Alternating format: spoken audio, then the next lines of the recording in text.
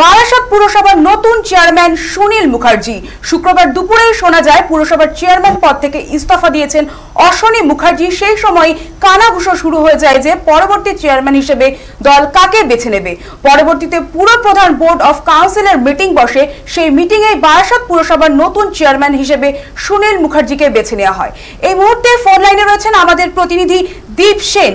দীপ, আগামী বছরে বিধানসভা নির্বাচন, আর তার মধ্যে বারাসাতের মতো একটি গুরুত্বপূর্ণ পুরসভায় রদবদল হয়েছে চেয়ারম্যান পদে। ঠিক কয়েক ঘন্টা আগেই দুপুরে ইস্তফা দিয়েছেন প্রাক্তন চেয়ারম্যান, আর তার ঠিক কয়েক ঘন্টা পরে নতুন চেয়ারম্যান নিয়োগ হয়ে গিয়েছে। কি জানতে পারছো তুমি? একেবারে দেখো, রাজনৈতিক নাটকীয়তা একদম শিকার বারাসাত পৌরসভা।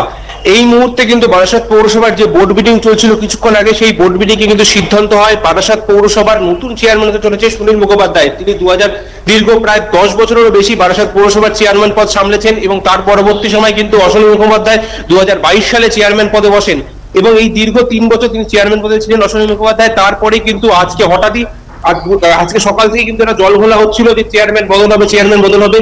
আমরা এই বিষয় নিয়ে কিন্তু আজকে একটি মিটিংও ডাকা হয় বারাসাত যে মধ্যমগ্রাম যে জেলা পার্টি অফিস রয়েছে সেই পার্টি অফিসে, এবং মিটিং এর পরে কিন্তু সিদ্ধান্ত একেবারে কার্যত সবার সামনে চলে আসে যে সেই মিটিং এ কিন্তু সিদ্ধান্ত হয়ে যায়। সেখানে উপপ্রধান আসেন এবং চিঠি নিয়ে যে সেখানে তিনি বলেন যে পৌরসভার যে পৌরপ্রধান রয়েছে অশ্বনী মুখোপাধ্যায়, তিনি কিন্তু ইস্তফা দিয়েছেন পৌরপ্রধানের পদ থেকে। তারপরেই কিন্তু বোর্ড মিটিং এ কার্যত সিদ্ধান্ত হয়ে যায় যে নতুন পৌরপ্রধান কে হচ্ছেন, এবং কার্যত যেটা শুধুমাত্র বাকি থাকে যে একটা আনুষ্ঠানিকতা, সেই আনুষ্ঠানিকতার জন্য কিন্তু বারাসাত পৌরসভায় বোর্ড অফ জরুরি ভিত্তিতে একটি মিটিং ডাকা হয়। সেই মিটিং এ কিন্তু বারাসাত পৌরসভার অধিকাংশ কাউন্সিলর যারা রয়েছেন তারা কিন্তু উপস্থিত ছিলেন, যেমন বিরোধী দলনেতা উপস্থিত ছিলেন পৌরসভার। তারা কিন্তু একদম সর্বসম্মতিতে সিদ্ধান্ত নেন যে আগামী পরবর্তী চেয়ারম্যান হচ্ছেন সুনীল মুখোপাধ্যায়।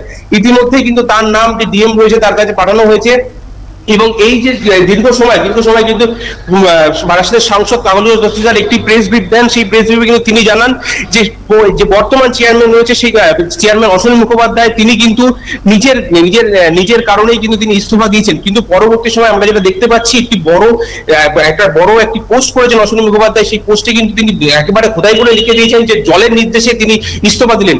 এই যে সাংসদ এবং যে প্রাক্তন পৌরপ্রধান অশ্বনী মুখোপাধ্যায়ের কথার যে ফারাক, সেই কথা ফারাক কিন্তু প্রশ্ন তুলে দিচ্ছে যে রাজনৈতিক মহলে, সেই মহলে।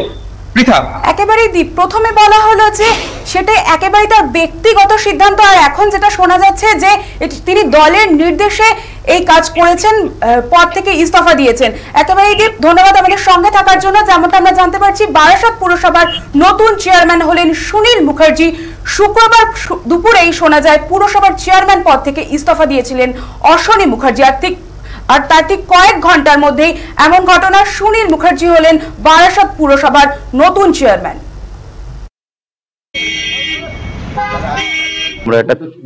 আমরা একটা থিম সং করেছি, আমাদের ট্যাগ লাইন রয়েছে হচ্ছে আমাকে বন্ধুদের বলছি কমপ্লিট হয়ে গেছে, ছবি তো আমরা বাইরে